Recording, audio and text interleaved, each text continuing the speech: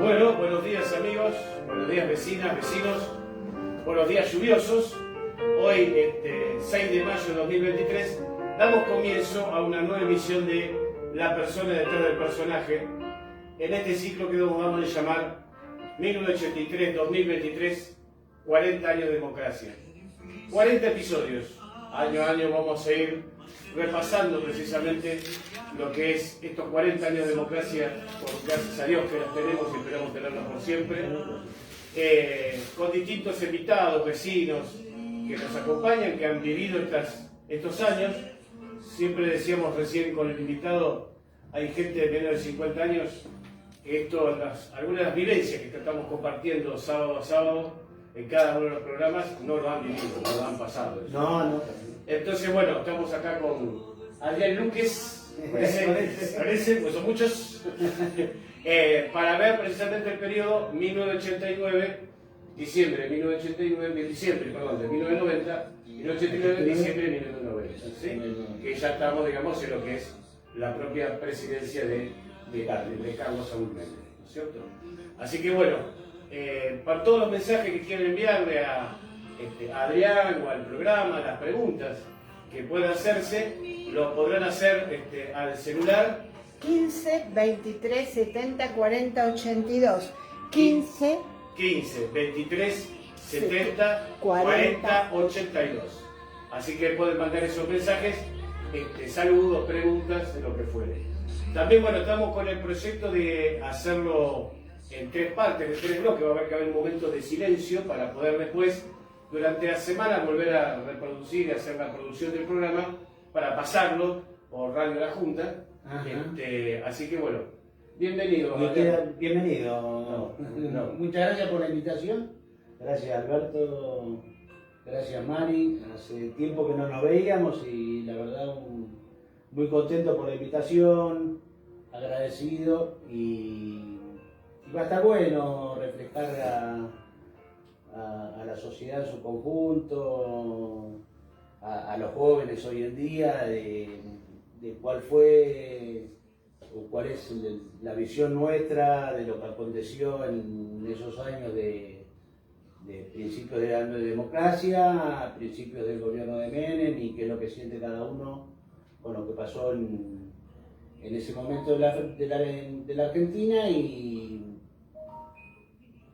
ver en la actualidad cómo estamos, si se compara, si es igual o que hay que mejorar. No, si hay que volver, si esa es la receta ideal para la actualidad de la Argentina. Para mí no, pero bueno. Pero bueno, vamos, es todo discutible, ¿no? Sí, yo también, Alberto, doctora Esperanza, economista no soy, pero bueno, uno en ese momento era joven, hoy sigo siendo, obviamente, con más años de experiencia. Con un poquito más de experiencia. Pero bueno, sobre todo eso, ver a los jóvenes cómo les llegamos. Yo hoy los veo en ese momento de juventud, uno tenía la esperanza de revolución, de cambio de la Argentina, de derechos sociales, de estar con los más humildes, de cambiar las situaciones, de hacer trabajos sociales. Hoy, por desgracia, la juventud la vemos con rebeldía, sí, pero en mi parecer apuntando a otra mirada ideológica. ¿Sí? Vos en diciembre del 89, Sí. ¿qué estabas haciendo? ¿Qué funciones cumplías? En diciembre del 89 yo trabajaba en Tirolí, Argentina, que es una fábrica de abrasivos, que había entrado muy joven ahí, apenas salí de servicio militar, a la semanita ya mi abuelo me consiguió, por suerte, me consiguió trabajo en esta empresa, y por supuesto que militaba y ya tenía un local partidario propio de juventud, que éramos una bandita enorme, le mando saludos a todos los amigos de esa época, muchos, varios ya no están. Seguimos. Pero trabajaba ahí y militábamos, el local lo teníamos en Santander y Forrush y Santander en la esquina. Por supuesto dentro del peronismo, el local se llamaba Evita Abanderada de los Humildes, un local pleno de juventud y de ninguna... Estamos hablando, tenías 18, 19 años. No, tenía 23 años. Pero la mayoría de las chicas y chicos que militábamos en ese local eran de esa edad. Éramos cerca de 40, 50, un montón que nos juntábamos con él los viernes. Yo era responsable de ese local en ese momento, pero era muy horizontal, de escuchar mucho a los jóvenes.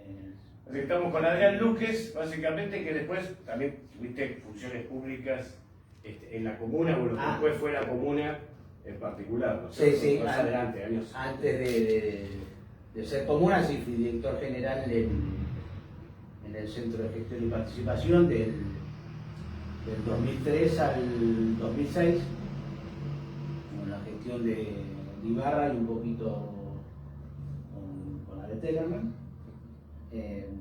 Sí, fueron 3 años, la verdad, bastante duro por el tema de la situación lo que se arrastraba después del 2001. Claro. A esa parte, la verdad que era difícil. correr. No era un cargo como es hoy en la comuna, ¿no? El presidente de la comuna y los miembros, que son electos por el voto popular. Lo mío fue un cargo designado por el jefe de gobierno de la ciudad, que era Ibarra en ese momento. Pero sí, con muchísimas responsabilidades y con muy poco presupuesto. Como no pasa así. O sea, responsabilidades todas, la cara visible del gobierno en ese momento. Va a ser interesante cuando lleguemos a esa época volver a entrevistarte para poder contarnos qué es lo que se vivía en la comuna y en la ciudad en este episodio, porque tenemos que ir viendo cada uno de los episodios y cosas que nosotros mismos nos hemos vivido, y pasan tantas cosas en Argentina diariamente que uno dice, sí, esto pasó. Claro. Y uno para hacer mala registro. Por eso, como decíamos, las propuestas que se vienen para este año electoral, las propuestas que escuchamos, ¿nos llevarán al pasado? No nos llevarán, son las mismas recetas de hace 40 años atrás. No. Es un cambio. Esa es la idea de este programa, precisamente. Entonces, ¿cómo viviste vos 1989 en particular, 1990? Como te decía, sí, yo en 1990, sí. Trabajaba en esta empresa, militábamos en este local que teníamos en Forrush y Santander. Y en verdad, te comento, unos meses antes de diciembre del 89, por supuesto, de la asunción de Menem en su gobierno. Nosotros, por supuesto, militábamos dentro del peronismo. En el 87 militábamos en un local en Miraya y Echandía. La conducción de ese local decidió, como la inmensa mayoría de dirigentes en la interna famosa de Cafiero Menem, decidieron jugar con Cafiero, y nosotros, jóvenes rebeldes, veíamos un caudillo patiludo y todo, dijimos, esta es la salvación. Vamos con este enano, patilludo, revolución productiva, salarial, dijimos, y nos abrimos ese local propio, por eso en el 87, y decidimos estar con Menem en la famosa interna con Cafiero. Después, corta, la asunción de Menem en el 89, nosotros fuimos y la verdad éramos muchos jóvenes que fuimos a la asunción de Menem. ya con algunas dudas. O sea, votamos a Carlos, la interna, lo votamos para que sea presidente, pero teníamos muchas dudas. ¿Y las dudas de salida por qué? Por las alianzas que tejía, por la visión de cómo iba a ser el gabinete de Menem en ese momento. Se rumoreaba mucho el acuerdo con Alzogaray, y a nosotros no nos gustaba, pero ni medio pelo. Y bueno, se hizo realidad, fuimos muy temprano a la plaza, me recuerdo, y una vez que por parlante dicen cuál iba a ser el gabinete de Menem, nos miramos y dijimos, esto no es lo que votamos. Este no es el camino, esto no es lo que votamos, y nos fuimos de la casa. Antes de que llegue Menem a la Rosada. Volvimos al local, creo que lo tuvimos abierto unos 6 meses más con trabajos sociales, pero ya bastante descreídos. En verdad, asumió Menem y nosotros con el gabinete que conformó, con la derecha manejando, como decíamos antes de empezar el programa, con la designación de Roy y Bungibor en el Ministerio de Economía, fallece Roy, viene Rapanelli, y después más González, ¿no? Pero bueno, con el Ministerio de Economía manejado por los poderes más grandes de la Argentina, el acuerdo con Alzogaray, Madrid Julia en el gobierno, y la verdad decimos, esto no es lo que votamos, revolución productiva de salariazo, esto no tiene nada. Así que bueno, decidimos irnos de la plaza, y con respecto a lo laboral propio de uno, también a los 3 meses me sacan de Tivoli también. Ya la recesión se sentía, o sea, veníamos de un golpe duro, de una hiperinflación con Alfonsín durísima, pero esto no votó modificar ciertas cosas, y la verdad que iba todo en camino contrario, o sea, al cierre de fábricas, a la desintegración del sindicalismo. En ese momento Alberto dejó de luchar, un arreglo constante, no había dirigentes sindicales apoyando a la paz, a su pueblo, fue bastante cruel. Un cambio rotundo, ¿no? De la CGT de Ubaldini y los paros de Alfonsín, que después mismo Ubaldini terminó reconociendo que durante Alfonsín tuvieron una mejora salarial en comparación con lo que vino después. Eso lo recordábamos en otro programa. En definitiva, pero es cierto, para que aquellos que no lo vivieron, durante este año en la Argentina tuvo 3 ministros de Economía.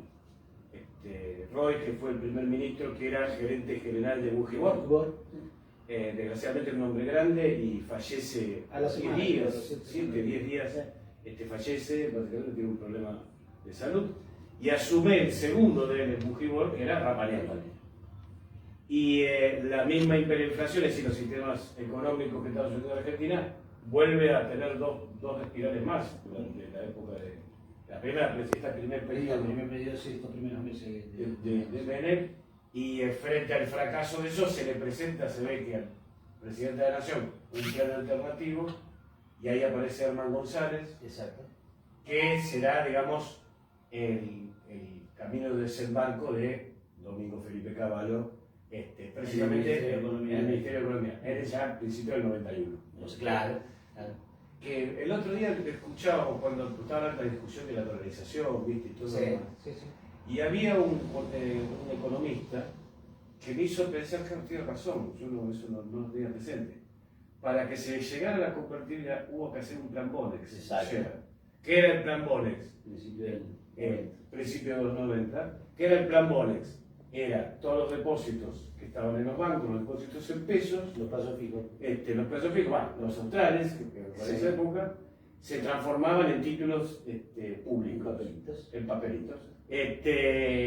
Y de esa manera podían secar la plaza para después desembocar en lo que fue la convertibilidad. Hizo esa comparación con respecto a sería la dolarización, que debería ser algo parecido. Sí, sí, que Cavallo, yo tengo entendido y creo que Cavallo ya intervenía en esas reuniones ante la decisión de Armando González y ya había llevado el plan de la convertibilidad dolarizada. Cuestión que en ese momento no la aceptaron y fueron por esto del plan Bonex y congelar todos los depósitos a plazo fijo y darle un papel a 10 años. A 10 años. Bien, estamos entonces, para recordarles a todos, estamos entrevistando a Adrián Luques en este nuevo episodio, diciembre de 1989, diciembre de 1990. Ya había asumido como presidente, se tuvo que adelantar la entrega del poder por parte de Alfonsín en julio del 89. Sí. Así que bueno, estamos en esta nueva emisión de La persona detrás del personaje con Adrián Luques y nos contabas que bueno, vos a los pocos meses que asume Menem, vos te quedás sin trabajo. Exacto, sí. Entonces tu vida, ¿cómo continúa? Haciendo changas, vendiendo herramientas a ferreterías y algunos talleres. Conocí a algunos de los distribuidores de la fábrica donde estaban, entonces me vendía mercadería y yo podía revender a ferreterías y algunos talleres, o sea, trabajando ya en negro, ya por mi cuenta, y era muy difícil porque la inflación te corría mes a mes. ¿No? Por suerte, o sea, yo tenía una familia que me contenía, no es que no tenía vivienda, no tenía lugar donde estar, donde comer, o sea, hoy no tengo familiares cercanos, han fallecido mis abuelos, mis padres, pero en ese momento sí estaban y estaban muy presentes, así que yo vivía en la casa de mis abuelos, con mis padres, y el plato de comida no faltaba, Que no es poco. ¿Cómo vivía la militancia en ese momento y digamos con esto de haber acompañado un proyecto que después no era lo que uno pensaba? ¿Cómo No, fue un baldazo, Mari. O sea, no esperábamos. El himno de la plaza fue un dolor enorme y la verdad que dejaron de militar en pocos meses muchísimos. Somos muy poquitos de ese local que continuamos militando, haciendo política. Por supuesto, en ese momento, los pocos que continuamos, nos fuimos del peronismo. Y algunos absolutamente desilusionados, ponele, yo me fui y no quería saber más nada hasta que apareció el grupo de los ocho Álvarez, Gordón, todo eso, y nos fuimos por ese lado. Vislumbramos que era algo nuevo, potable, en lo que nosotros confiábamos, y dijimos, bueno, pero éramos muy poquitos a comparación de lo que éramos en el 87 cuando abrimos ese local. Hicimos la campaña para Menem, pero como te digo, que yo trabajaba en principios del 89, en el local éramos muchos, pero de trabajo en blanco, creo que éramos 4 o 5 jóvenes en ese momento, ¿no? Todos en 20, 21, 22, 23, 24. Todos de esa edad. Y éramos 4 o 5 que teníamos recibo de sueldo. Los demás la pechugaban como no podía. Y esos 4 o 5 eran los que bancábamos local, pagábamos el alquiler, pagábamos las cosas, dábamos cine para los chicos a la mañana y compramos todo, la atención, todos los gastos los bancábamos entre esos 4 o 5 que teníamos trabajo fijo estable. Sí. Por eso después se hizo muy difícil. ¿Y vos que estabas una desilusión enorme, ¿no? Que no pensábamos que iba a ir por ese lado. La verdad que no. Y para contarle a los jóvenes, ¿por qué lado fue? Contarle en detalle, porque a veces uno ve el título y dice, ¿por qué lado fue Menem? ¿Por qué lado fue? Es que la visión nuestra es que uno, yo siempre digo, uno al asumir la presidencia, y lo noto con todos los presidentes en democracia, el primer día de gestión, yo miro eso, las medidas que toma el primer día de gestión.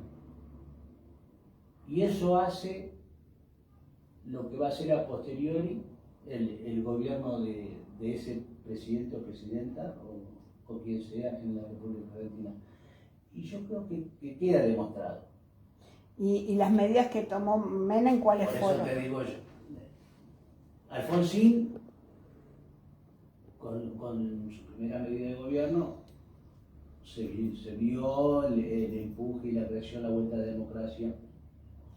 Menem en su primer día de gobierno, por eso te digo, al nombrar el gabinete y cómo estaba constituido ese gabinete, uno ya sabía a dónde iba dirigida la política, a dónde él iba a dirigir, iba a ir a los trabajadores, iba a ir a la mayoría del pueblo, las medidas políticas que iba a tomar ese gobierno, y ya sabía que no, que iba a ser manejado por los poderes concentrados y era muy difícil que pueda cambiar el rumbo. Una vez tomada la decisión política, de acuerdo con la Unión del Centro Democrático, con la OCDE, con el SOARAI, con las empresas multinacionales, ¿y cómo cambias?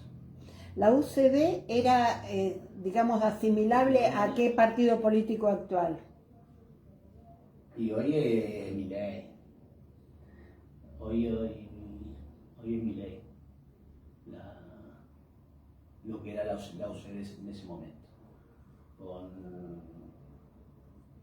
Con figuras como María Albamonte, Adelina de Viola, María Julia Sogaray. Hoy Milei es digamos, uno ve que no tiene un equipo atrás, no es que es, la OCDE tenía a Álvaro Sogaray, que es una figura mediano, importante, de años de trayectoria nefasta, pero años de trayectoria. Economista, había sido ministro. También, había sido.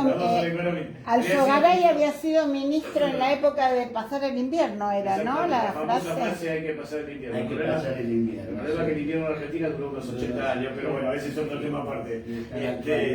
Sí. Como te decía yo, los primeros días de gestión marcan mucho. Néstor, ponele Kirchner, cuando asume, el primer día de gestión lo agarra Fismus y lo lleva a Entre Ríos a arreglar el tema de educación. El tema de hacía 100 días que habían empezado las clases y en Entre Ríos no habían empezado las clases. Dijimos, arreglemos este problema. Y eso ya marca diciendo, bueno, ¿y este? ¿Cómo es? El primer día de gestión, vamos, pero ya cuánto hay que poner, piense las clases, vamos. Y Cristina Kirchner con el tema de los derechos humanos.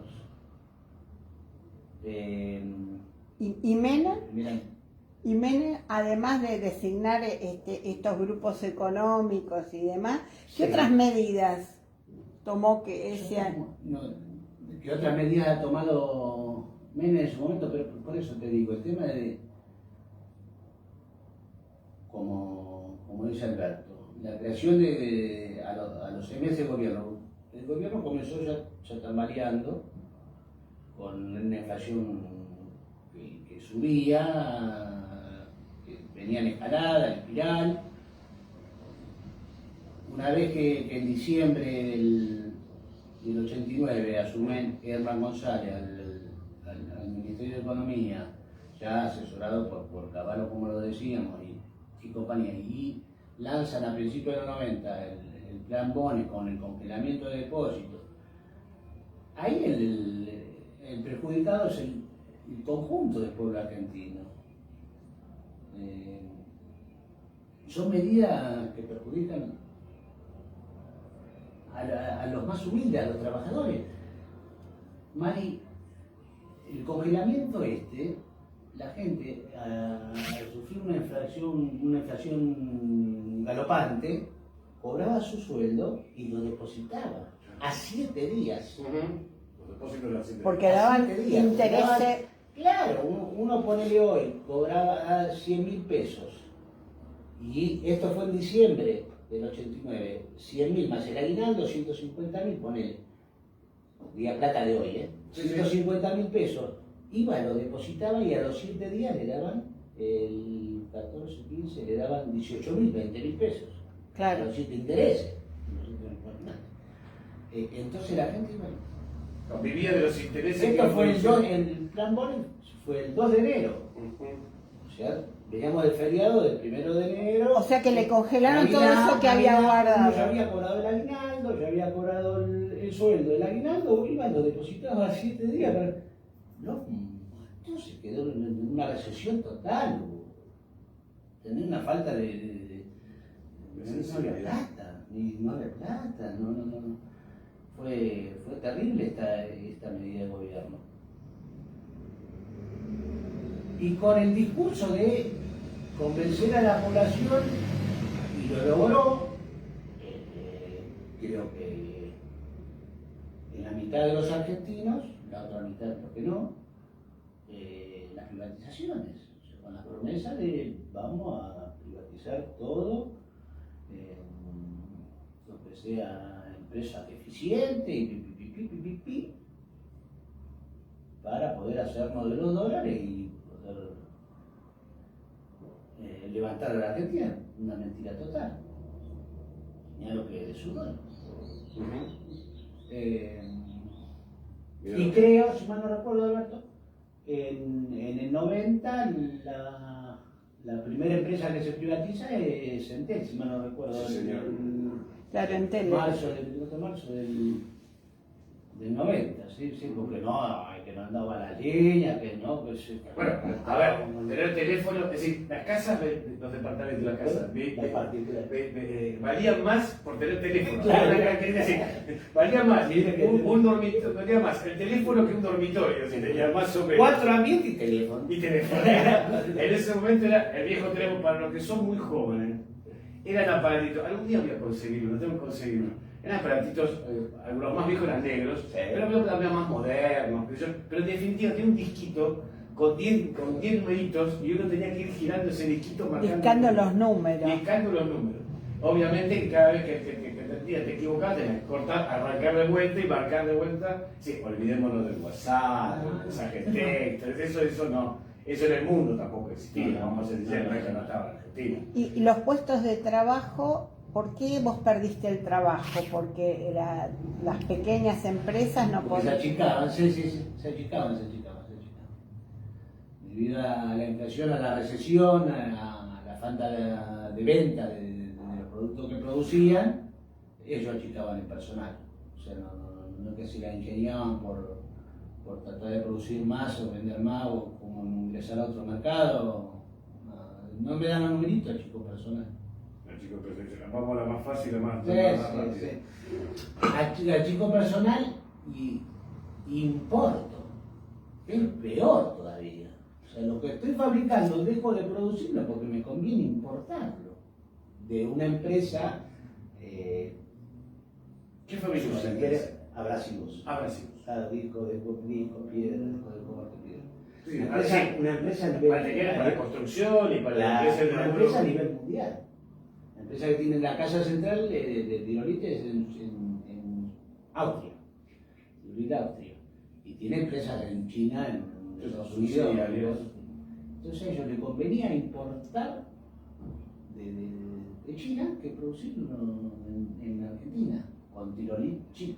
Claro. Y las medidas que se tomaban Tirolín. favorecían aquella importación. Claro, diciendo, este es personal y yo mando a traer los discos, total, los vendo igual. ¿Cómo se consumen? No son consumibles.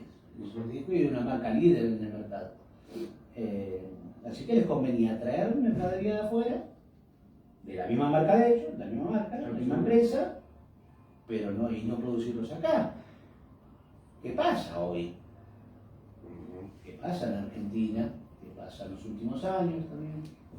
Ya hay muchas empresas que deciden achicarse o cambiar de nombre y importar que producir. Eso, o sea, como Sí. está, lo sufrimos bastante. ¿Sí? Y ahora, eso en lo que es en el barrio, puntualmente, ¿no? Acá en Lugano, en la comuna, la empresa esta, ¿dónde trabaja? Esto es Morón, era. En Morón. Morón. Pero acá en el barrio, puntualmente, porque sabemos que de esta época es que todo lo que es el Camino Negro, el famoso Camino de Cintura, empiezan a haber un montón de elefantes blancos vacíos de un montón de empresas que empiezan a cerrarse, y galpones que empiezan a desaparecer enormes. Y acá en el barrio, ¿vos cómo lo viviste eso? ¿Cómo se veía en lo que es la pequeña mediana empresa, el comercio? Y hay zonas industriales, poner la zona de lo que es Aluar, lo que era Pirelli en ese momento, toda la zona de Pirelli, cercana a Pirelli había muchos talleres, fábricas, la zona de Aluar, de acá mismo, ¿no? Sí, acá acá atrás, sí. montones de galpones, talleres y fábricas, la zona de Villarrachuelo también al fondo, había muchísimas empresas metalúrgicas, estaba la clínica y la sede de la UOM, ¿no? En Riestra. Y sí, se fue perdiendo, fueron cerrando. Eso es un detalle histórico de otro barrio. En Riestra, en la esquina de Martiniano y Samón y Riestra, estaba la clínica y la sede de la UOM y la imprenta. Bueno, la clínica está en Muriondo. La clínica Muriondo. Y La imprenta en la esquina del Tago. Donde iba Saúl, Lorenzo. En las clínicas que estaban ahí, Balbastro y Muriondo. Por Era ahí. en Riestra, para Riestra y Ruchi. Riestra y Ruchi estaba la sede. Está la sede. Ahí donde iba Tago. Baldini. Sí, la sede de la obra social. La sede de Mi la obra abuela era cocinera. Tu abuela era Mi cocinera. abuela era cocinera, Virginia. Y los sindicatos en particular frente a esta situación, que entiendo de que automáticamente al cerrarse empresas, mucha gente pierde afiliados, que no quiero, es una lógica media simplista la mía, y frente a la situación salarial, ¿cuál fue la reacción? Porque veníamos de una historia de un Saulo Baldini y un sindicalismo muy fuerte, muy unido, defendiendo los derechos sociales. ¿Qué cuadro se Para mí vivió? fue deplorable. La actitud de los sindicatos y los sindicalistas acordando, creo que acordando con el gobierno central y dejar indefenso a los trabajadores fue imperdonable. No siento otra cosa, Alberto. ¿Quién era dirigente en esa época de la CGT, en la época de Menem? ¿No tuvo Triaca? Creo que No tuvo Triaca. Es decir, el padre del Triaca que conocimos como Macri, claro, el padre del Triaca, ministro de Trabajo de Macri, que tuvo un problema de polio y ese muchacho es un hombre que desgraciadamente se desplaza en silla de ruedas. Sí. Creo que la historia es así. Creo que fue Triaca. No recuerdo bien, puede ser Creo que fue Triaca, pero bueno, no la miramos por internet y damos con más precisión. Claro. Y Pero para mí fue un abandono a los trabajadores. La verdad, uno era joven, yo era muy joven ahí, y no. O sea, sí recuerdo que para los trabajadores era pelear, pero muy solos. Y recuerdo que no estaban presentes los sindicalistas o los gremialistas que tenían que defender a esos trabajadores. Pero no recuerdo los nombres. Sí. Digamos que las bases peleaban, pero no tenían... Y peleaban porque porque los cierres de fábrica eran muy seguidos y muy habituales. La baja o el desprendimiento del personal de los trabajadores era diario y era muy duro. Para un jefe de familia no existían planes sociales en ese momento, no existía ayuda del Estado. Era salir a remangarse y salir a hacer changa para tratar de conseguir el mango para poder comer a día. Le reiteramos, estamos acá por la persona detrás del personaje, entrevistando a Adrián Luques, vecino, militante, dirigente político en particular, recordando este episodio de los 40 años de democracia, diciembre de 1989, diciembre de 1990. Y vos hoy en particular, ¿qué función estás cumpliendo, Adrián? Hoy en política vamos a ver si retomamos el tema de la militancia, porque nunca la he abandonado, pero sí uno es bastante especial en esos pensamientos, por no decir loco. Y en cuanto el gobierno, lo que uno cree, toma una medida que a uno no lo convence o no le cierra, ya se pone... Toma todo. Sí, se pone bastante nervioso, y ya empieza con los tonos un poquito más elevados, ya no sé si insultos, pero bueno. Y uno es lo que siente en este momento, ¿no? Que ha sido no defraudado uno, sino que uno entiende, producto de lo que es hoy el país, que ha sufrido hemos sufrido una pandemia bastante inusual y poco vista en el mundo, que un tiempito, la guerra, la sequía, en este momento uno puede entender determinadas cosas, pero no comprende, por lo menos yo no comprendo, cómo un gobierno nacional y popular no toma medidas en favor de su pueblo, o medidas que son que uno puede bancarlas y apoyarlas, retrocede. Como solo de Vicentín, ponele que uno, si ve que te están robando dinero y está expropiarla y que se haga del Estado, porque eso no vale para traer para adelante. Tomar la medida y después, por no sé qué, será la apriete, no apriete. Retroceder en lo que en la medida que vos tomás, notás un signo de debilidad muy grande. Pero vos personalmente, actualmente vos, ¿en qué te desempeñás diariamente? Yo estoy trabajando en la Defensoría del Pueblo de la Ciudad de Buenos Aires. Es un organismo de control del gobierno de la ciudad.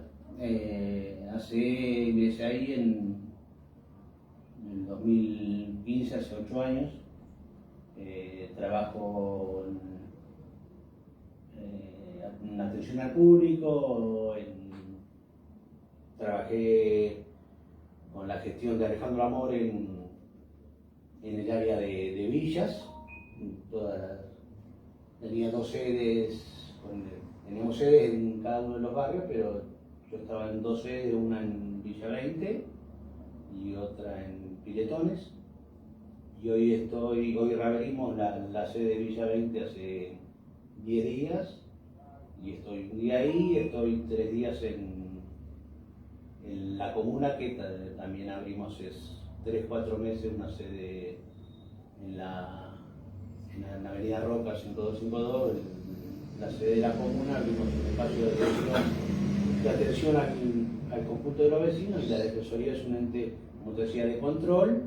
¿Qué cumple qué función? Claro, que la función principal es la atención de cualquier reclamo que tenga que ver con los derechos humanos y de cualquier índole. Hay especialistas muy importantes, cada una de las áreas de la Defensoría tiene montones de áreas como ser educación, salud, vivienda, medio ambiente, tercera edad, discapacidad.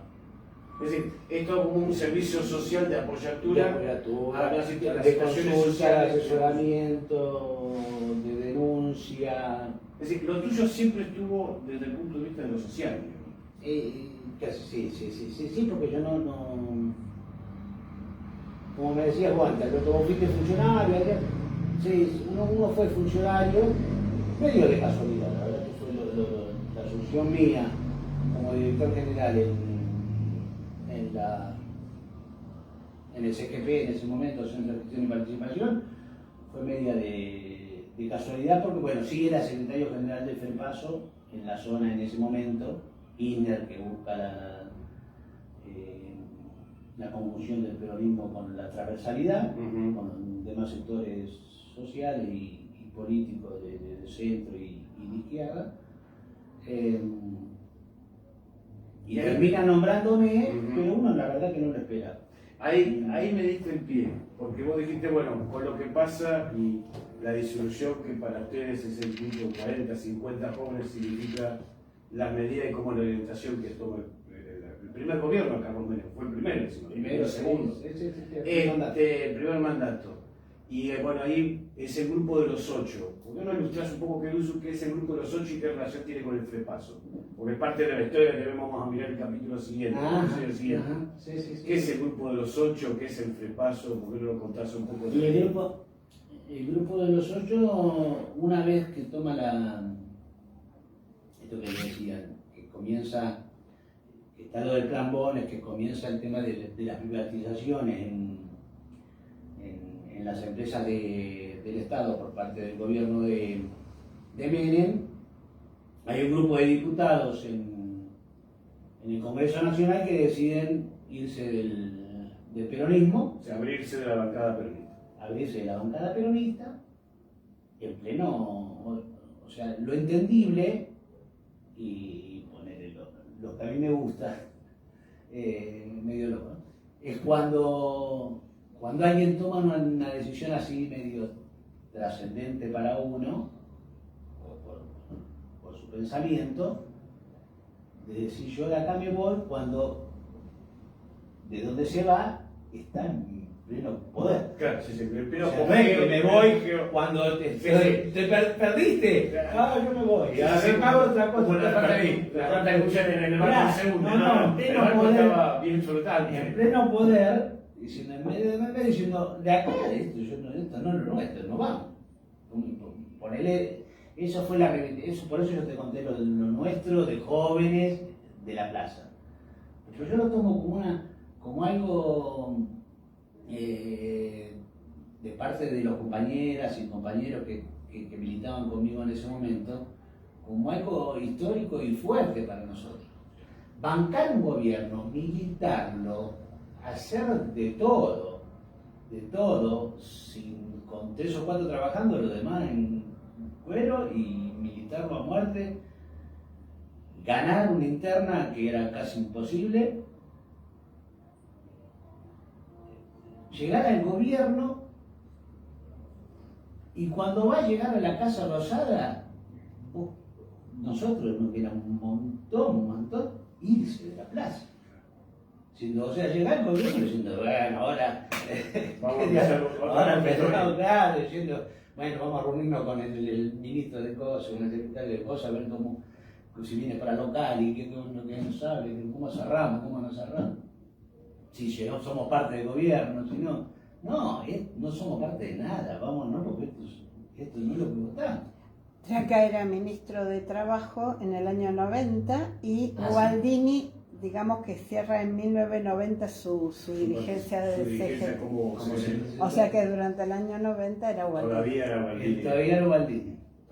Pues yo me confundí con Triaca como ministro de Trabajo. Claro. Triaca padre. Claro. El hijo volvió a ser Sí, después sí, ministro de Trabajo con Macri. Sí. Y ahí esos 8 diputados Con se abren- Germán Abdala, Chacho Álvarez, Alessandro. Sí, abren el llamado grupo de los 8, 8 legisladores que conforman el Frejuli, creo que se llamó. No, Frejuli no, Frepaso, ¿sí? Frepaso. Sí, Frepaso en ese momento. Claro.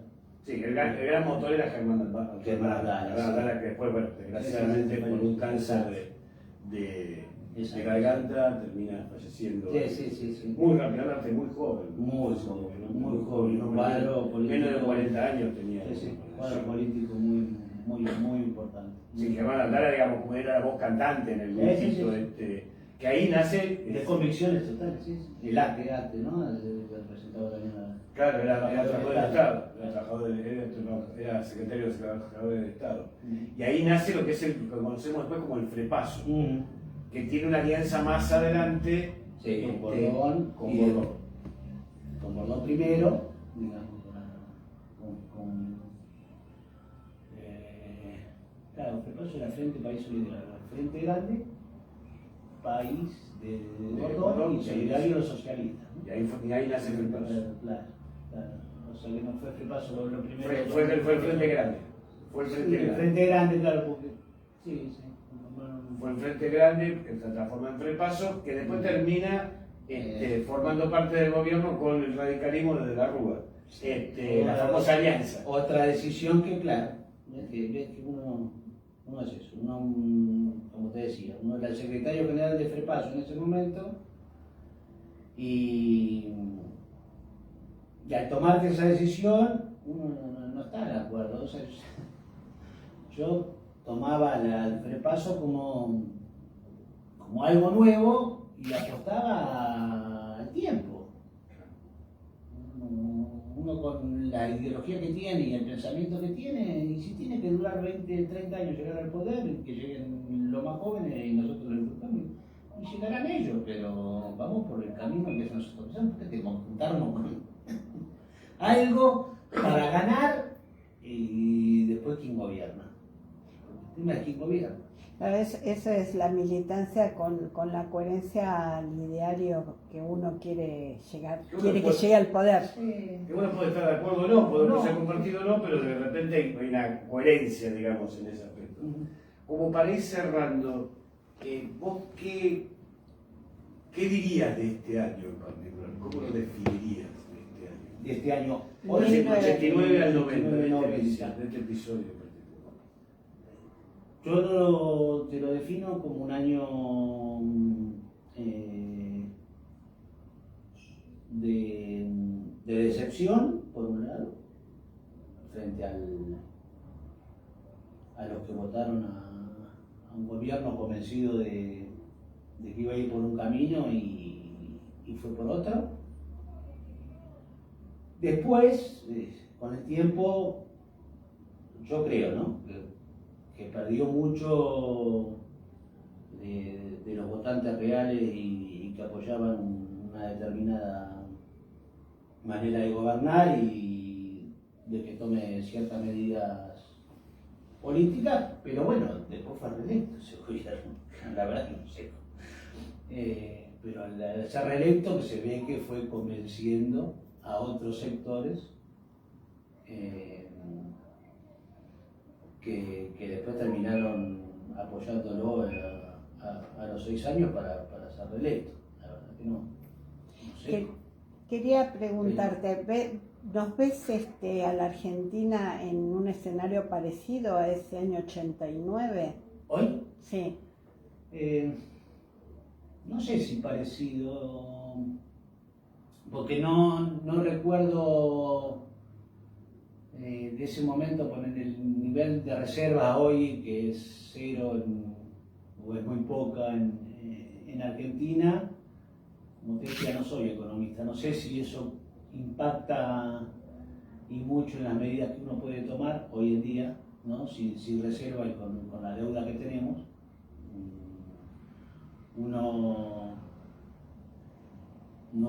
Yo no vislumbro el camino de salida económico para nuestro país. A no ser poner un especialista en economía, no voy a mandar fruta.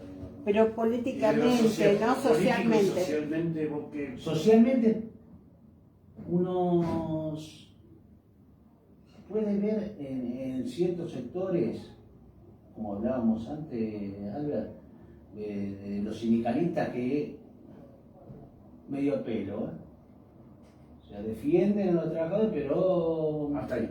sí, paritaria, pero no llegamos a la defensa como uno desea y como uno quiere de los trabajadores.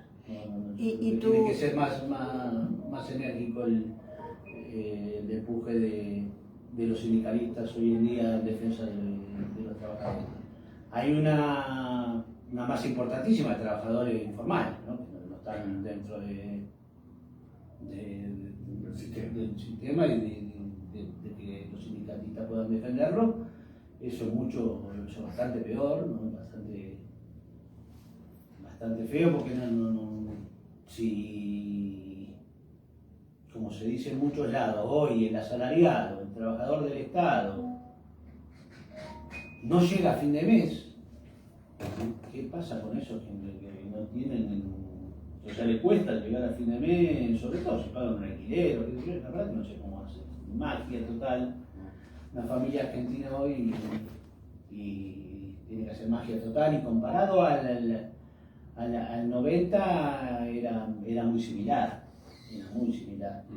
pero como te decía, yo creo que en ese momento no había tanta ayuda del Estado a diferentes sectores como lo hay hoy. Yo creo que eso puede contener un poquito. Quizás ahí hay una diferencia. Hay una diferencia que se puede contener, que las organizaciones sociales, con su pro, su contra, uno puede estar de acuerdo, ¿no? Otro lo que se puede mejorar. Sí, pero la lucha que han tenido ellos para reivindicar o asistir a aquellas personas que están fuera del sistema, a aquella parte del pueblo que está o con un trabajo precario o sin trabajo, poder bancarla, sobre todo las mujeres separadas, con pibes, embarazadas. Entonces la ayuda hoy en día del Estado, que en esta época no tenía. Por más que no lleguen a fin de mes, es un empuja. Sí, es algo que asienta para que la olla no se destape y explote todo en mil pedazos. En esa época, del 90, como te decía, no había ayuda social, no se veía, lo mediático no. O sea, si había necesidad, si había miseria, si había desempleo, si eso se sentía en los barrios, no es como hoy que lo ves a los 2 minutos. Claro, no había sí, las redes que hay hoy. En tal lado, cerraron la fábrica tanto y despidieron a tanto. Hoy a los 2 minutos lo tenés arriba. Claro, digamos que en esta época toda la situación social que se pasaba no se visibilizaba. Qué interesante lo que él marca, que a veces nos perdemos de darnos cuenta por qué en ese momento pasaban cosas que no las teníamos tangibles ni las conocíamos. El empleo fue cierre de fábrica. Sumado a otro tema, también importante, más allá de las discusiones de si está nervioso o no está nervioso y todo lo que ha sido las discusiones políticas en el medio, pero la importancia de la función del periodismo y de lo que es la función social de los medios, chicos, grandes, medianos o lo que fuere, de difundir la realidad de lo que está pasando, le guste o no le guste a quien esté en el poder. Por eso, digamos, las situaciones eran tan o más graves las que estamos viendo ahora, pero no estaban visibilizados. Exacto.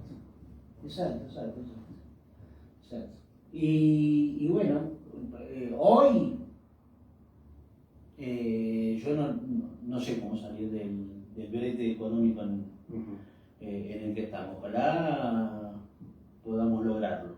Pero tiene que ser con convicción, sí tiene que ser Con coherencia.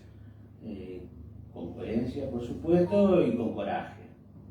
De otra manera no.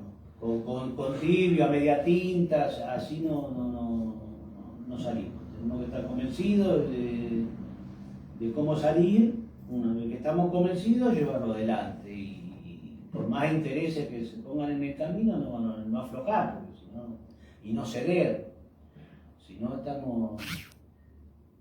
no va a seguir decayendo el poder adquisitivo, va a seguir habiendo más desempleo, más pobreza, más humilde, menos esperanza, más jóvenes, más chicas y chicos queriéndose ir del país, que en ese momento fue terrible también, que no lo hablamos en el momento.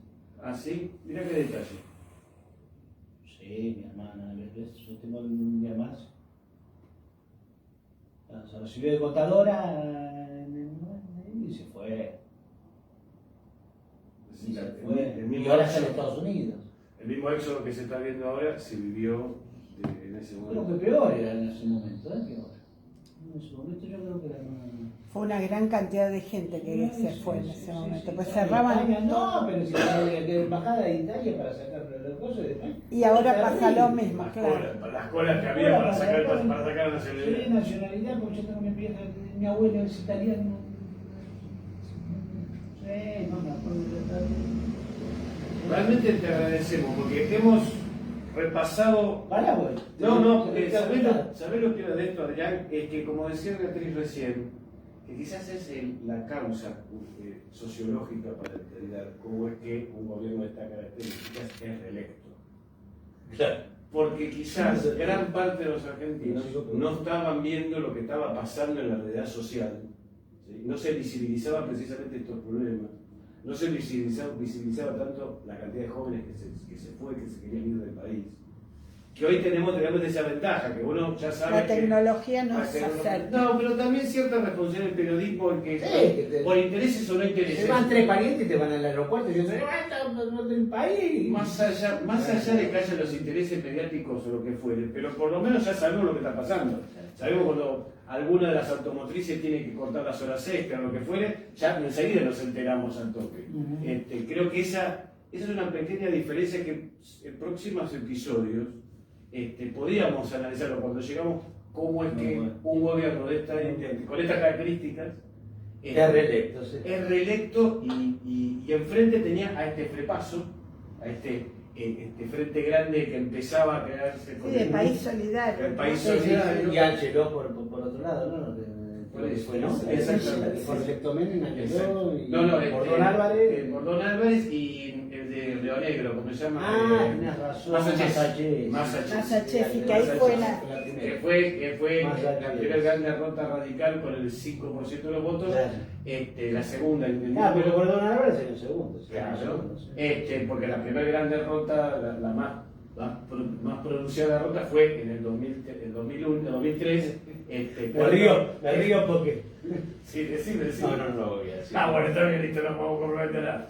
Pero Leopoldo Moro, que el radicalismo sacó menos del 3%, fue peor todavía. Que la fiscalización nos costó un montón, Bordón Álvarez. Por eso, vamos a convocarte, yo te conté. Porque para mí sigue siendo inexplicable cómo ganó Menem en el 95, sigue siendo inexplicable. Entonces vamos a hacer lo siguiente. No, sigue siendo inexplicable. Ningún problema, va a estar muy bien. Y no, me acuerdo de una escuela acá nada. Escúchame, guardate la anécdota, ¿sí? Porque en el episodio que hablemos en 1995, ya te comprometo de sentarnos inclusive con alguien más con el radicalismo, lo que fue para rememorar esa situación de qué es lo que sucedió. Yo te agradezco, realmente Igualmente. un amigo de la casa, un amigo de la familia, hemos De hecho grandes experiencias, proezas, ¿te grandes, acordás? grandes proezas. Viajar al sur a Al Bariloche, sur, a llevar a arte y Jacobasi. cultura, a Jacobasi, y a Bariloche a llevar arte y cultura. Bueno, hemos hecho cosas. En Jacobasi nosotros no estábamos, pero fue con Andrés Rodríguez, pero después te acordás cuando volvimos a ir en el 2010, ahí éramos toda una banda que movilizados por Andrés en Bariloche, Claro, pero fuimos a llevar cultura, 5 gimnasios se montaron en 24 horas, una Pero locura. algo muy poco visto, me parece. Sí, Pero medio sí. innovador fue ir al sur del país, a un lugar en el interior de Jacobasi, un lugar A llevar cultura. inhóspito en el medio de Río Negro, ¿no? O sea, vos fuiste a Bariloche, ¿no? Pero O sea, ustedes cuando me la dice Andrés, cuando Sí. me propone Andrés, Sí. de mis Adrián, tengo contacto con Bariloche, ¿cómo hacemos un intercambio? Me digo, Andrés, Bariloche, una ciudad grande, ¿no? Un poquito más de tierra, cosa. Bueno, voy a hablar con la intendencia de Jacobasi, que es en el medio, me dice, Ajá. Río Negro. ¿Y cuánto es? Y son 200 kilómetros de Arripio. ¡Ay! Eso, Vamos ahí. para que quede como final, eso es hacer patria, porque en realidad llevar el arte y la cultura a lugares alejados en ese momento, en ese tiempo, con este contexto de no tanta posibilidad de difundir y multiplicar como hoy, fue un hecho singular que debe quedar. Significativo, singular y significativo. Así que, bueno, hemos tenido el lujo, creo, de que un gran invitado haber tenido, te agradecemos. Espero haber servido. Sí, mucho, Totalmente. muchísimo, porque básicamente como digo, este periodo, que es parte de la historia argentina, es parte de nuestra democracia, los convocamos en próximas emisiones, vamos a ver si hacemos el procesamiento para que durante la semana lo repitamos, porque fue muy interesante. Y esto sale por. Y esto sale, te me cuento. consultan de YouTube. Ahí voy, está buena la pregunta, sale. Está saliendo por www.radiolajunta.com.ar y si no está saliendo por el Facebook, Junta Histórica Villarreal Villarreal o el Facebook María Beatriz Esperanza. Ajá. Y después... Muy bien, muy bien, así que comenzamos. Antes de la votación vamos a venir a ver si votan.